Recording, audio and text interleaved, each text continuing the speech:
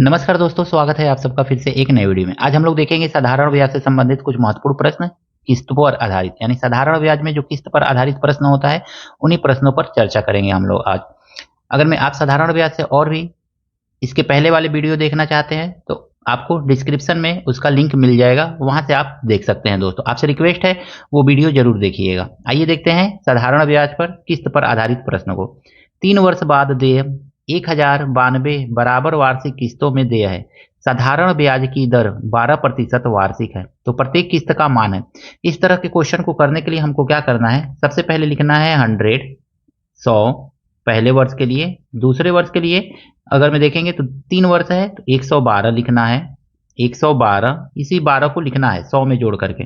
फिर तीसरे वर्ष के लिए देखेंगे, तीसरे वर्ष के लिए यहाँ पे 2 ऐसे बनाइए ताकि क्लियर हो सके। तीसरे वर्ष के लिए 124 लिख लेंगे। 124% यानी 100% पहले वर्ष में देना होगा, दूसरे में 112% और तीसरे में 124%। तीनों को अगर मैं मिला लेंगे ना तो टोटल कितना हो जाएगा हमारा, तो 100 200 336 हो जाएगा, यानी 336 इतना आ जाएगा। अब यहाँ पे जो दिया हुआ है ना 1092, इसको लिख लीजिए आप यहाँ पे 1092 को, ठीक है। और इसको 336 से भाग दे दीजिए, 3 3 6 से भाग दे दीजिए, मल्टीप्लाई कर दीजिए 100 से। अब इसको भाग दे करके मल्टीप्लाई करेंगे, देखते हैं क्या आता है। काटेंगे 12 नवा 108 और 12 एकन्ने 12, इसको 12 से काटिए, 12 के 12 12 दूनी 24, 24 कितना बचा 6 3 9, 12 बटे 96 इतनी बार में। अब ये किससे कटेगा, तो ये देखेंगे ना तो 7 से कटेगा, 7 एकन्ने 7 और 7 त्रिके 21 और ये 7 चौको 28 और 4 से इसको काटेंगे तो ये 4 दूनी 8 और 4 पचे 20, 25 बार में कट गया। 13 से 25 में मल्टीप्लाई कर लीजिए, 13 पचे 65 6 और 13 दूनी 26 और 6 32, 26 और 6 32 भी होगा। 25 तिया 75 7, 25 एकन्ने 25 और 7 32, 325 रुपया। प्रत्येक किस्त का मान कितना है दोस्तों, 325 रुपया है। Option number C. किस्त वाले प्रश्न को आसान तरीके से इस तरह से आप सिंपली सॉल्व कर सकते हैं। हम टिक लगा दे रहे हैं, इसको 1300 बना दीजिए। अगले प्रश्न में कहा गया है 10% वार्षिक साधारण ब्याज की दर से 5 वर्ष बाद देय 4800 के ऋण को बराबर वार्षिक किस्तों में चुकाना है। प्रत्येक किस्त का मान ज्ञात कीजिए। कैसे करेंगे, तो आइए देखते हैं। पहला लिखेंगे 100%, फिर दूसरे में 10-10 जोड़ के लिख लेना है, 5 बार लिखना है, याद रखिएगा। 5 वर्ष है तो आपको 10-10 जोड़ के 5 बार लिखना है, तो 110%, फिर 120%, फिर आपका 130%, फिर आपका 140%। ऐसे कर लीजिए सिंपली। अगर मैं चाहें तो आप डायरेक्ट भी कर सकते हैं, बस समझने के लिए हम यहाँ पे लिख रहे हैं, अदरवाइज आप डायरेक्ट भी कर सकते हैं। 5 वर्ष के लिए 1 2 3 4 5, 5 वर्ष के लिए 500 होगा और 10 से 40 तक जोड़ लीजिएगा, कितना आएगा, तो 500 हो गया ये आपका 500 और 40 30 70 80 90 100, 500 मतलब 600 हो गया। ये टोटल का टोटल 600 प्लस करने पे ये आ रहा है। कितना ऋण लिया गया है, तो 4800 का ऋण लिया गया है। 4800 का ऋण लिया गया है, कितना यहाँ पे जोड़ने पे आया 600, 600 को हम लिखेंगे नीचे। अब मल्टीप्लाई हमको करना है किससे, तो 100 से मल्टीप्लाई करना है। प्रत्येक किस्त का मान ज्ञात करने का सबसे आसान तरीका ये है दोस्तों, 6 सत्ते 42, 6 बटे 48 और 8 से जब 100 में मल्टीप्लाई करेंगे तो ये आ जाएगा आपका 800। प्रत्येक किस्त का मान कितना आ गया, 800 रुपया आ गया। ऑप्शन नंबर डी इसका सही है दोस्तों। दोस्तों आपसे हाथ जोड़कर की रिक्वेस्ट है कि एक कमेंट जरूर किया कीजिए। थोड़ा क्वेश्चन कैसा लग रहा है, एक कमेंट आपसे रिक्वेस्ट है जरूर कीजिए ताकि समझ में आए कि आपको वीडियो कैसा लग रहा है। 2 वर्ष में 2% वार्षिक प्रति वर्ष की दर से 808 के ऋण का वार्षिक भुगतान ज्ञात कीजिए। 2 वर्ष का है ना, यानी कि पहले वर्ष तो उसको 100 ही देना पड़ेगा और दूसरे वर्ष कितना देना पड़ेगा, तो 102 देना पड़ेगा। अब दोनों को जोड़ेंगे तो कितना आ जाएगा, परसेंटेज में लिखिएगा 100 और 102, यानी कितना हो गया ये 202 आ गया आपका। अब कितना देना है, तो 808 रुपये का भुगतान करना है, तो 808 का किस्तों में भुगतान करना है, तो 202 को नीचे लिख लीजिए 202 और सब में आपको 202 है, 100 से मल्टीप्लाई करना है आपको, ठीक है। 202 से 808 को काटेंगे तो 4 बार में पूरा पूरा कट जाएगा, और 4 का 100 में मल्टीप्लाई करेंगे तो आपका 400 का किस्त आएगा। यानी प्रत्येक किस्त का मान कितना हो जाएगा? 400 रुपया हो जाएगा। Option number C. इस प्रश्न में कहा गया है साधारण ब्याज की 4% वार्षिक दर से 4 वर्ष बाद देय 1272 के ऋण के निपटान हेतु प्रत्येक वार्षिक किस्त का मान है। यहां अगर मैं देखेंगे ना तो 4% है और 4 वर्ष तक देना है। तो 4% यानी कि 100 प्लस 104 प्लस 108 प्लस 112, ऐसे ही ना, इन सबको प्लस कर लेंगे तो 8 4 12 12 24, 424 आ जाएगा। ये 424 आ गया। प्रतिशत में लिखिए इसको, सारा प्रतिशत का सिंबल लगा लीजिएगा ताकि क्लियर रहे कि ये परसेंटेज है। ठीक है, 424। अब देखेंगे 1272 है ना, तो 1272 जो ऋण लिया गया है उसको लिखिए 1272। हमको 424 से इसको भाग देना है, 424, और गुणा करना है इसको किससे? तो 100 से। 424 से जब इसको भाग देना है, 24 तिया 72 और 4 तिया 12, सीधे सीधे इससे 3 बार में ये कट जाएगा। 3 से जब काटेंगे 100 में मल्टीप्लाई करेंगे तो ये कितना आ जाएगा? 300 रुपया आ जाएगा। प्रत्येक किस्त का मान कितना आ गया? 300 रुपया आ गया। Option number B.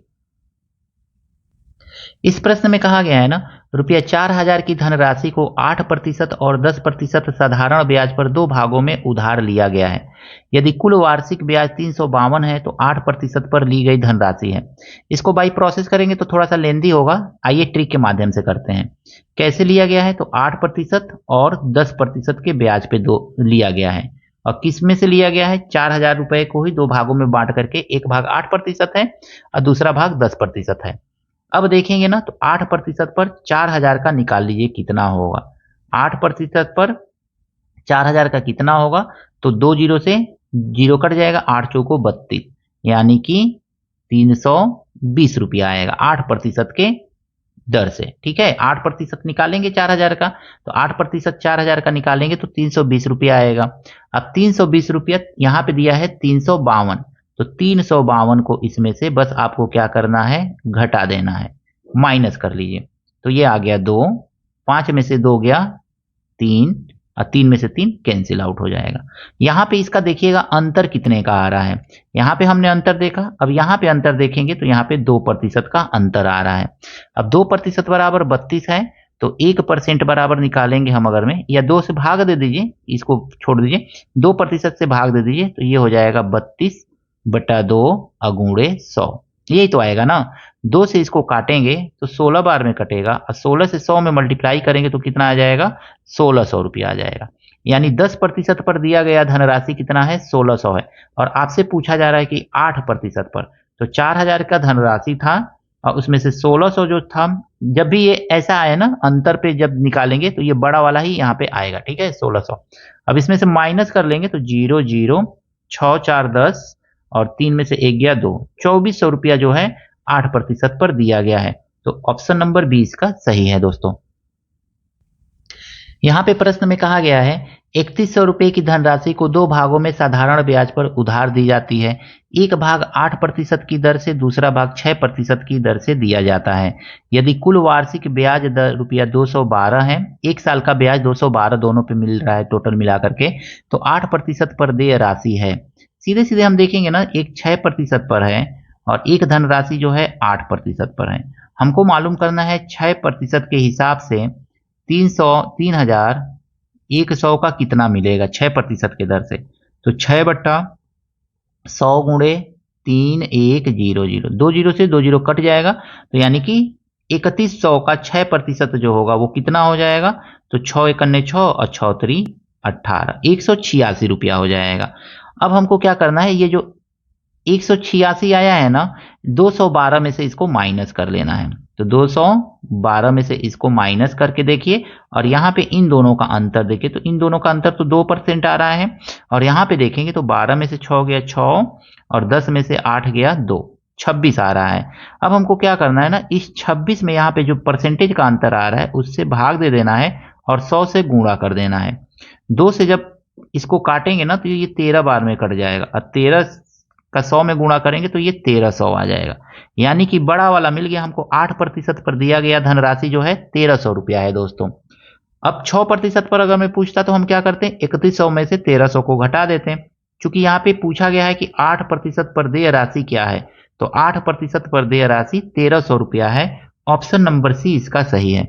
4 वर्ष में 5% वार्षिक साधारण ब्याज की दर से देय 6450 के ऋण के निपटान हेतु प्रत्येक किस्त का मान है। 4 वर्ष है ना, तो 1 वर्ष, 2 वर्ष, 3 वर्ष और 4 वर्ष, इस तरह से लिख लीजिए समझने के लिए। अब पहले वर्ष में कितना होगा, तो 100% होगा। दूसरे वर्ष 104% होगा। तीसरे वर्ष 108%, परसेंट लिखते जाइए इस तरह से समझने के लिए। और चौथे वर्ष कितना हो जाएगा, तो 112%, ऐसे लिख लीजिए। सबको आपको जोड़ना है। ये क्या करना है, तो जो आपका परसेंटेज है ना, ये सॉरी 5% है, 5%, और यहाँ पे हो जाएगा 10%, और यहाँ पे हो जाएगा 15%।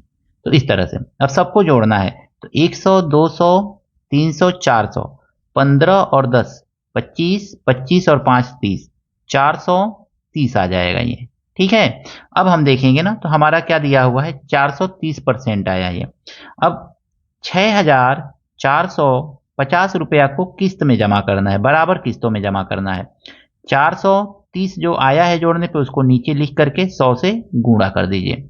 अब देखिए 1 जीरो से 1 जीरो कट जाएगा। इसको देखेंगे ना, तो 645 में 43 से कहीं भाग दे लीजिए, तो 645 में किससे भाग देना है, तो 43 से आपको भाग देना है। तो यहाँ पे भाग दे लीजिए। कितनी बार में जाएगा, तो एक बार में। 43 कन्ने 43, ये आ गया आपका 2, ये 1 और ये 5। इसको देखेंगे ना, तो 5 बार में कट जाएगा। 3 पचे 15, 4 पचे 20 और 1 21, 15 बार में कट रहा है। तो 43 15 हम 645 हो जाएगा। 15 का 100 में गुणा कर लीजिए, तो ये आ जाएगा 1500। यानी प्रत्येक किस्त का मान कितना है, 1500 रुपया है दोस्तों। ऑप्शन नंबर यहाँ पे हमने 2 लिख दिया है। आशा करता हूं ये सभी प्रश्न साधारण ब्याज से आपको अच्छी तरह से समझ में आए होंगे। कहीं कोई त्रुटि है कमेंट करके जरूर बताइएगा। मिलते हैं नेक्स्ट वीडियो में कुछ नए प्रश्नों के साथ। Thank you, best of luck.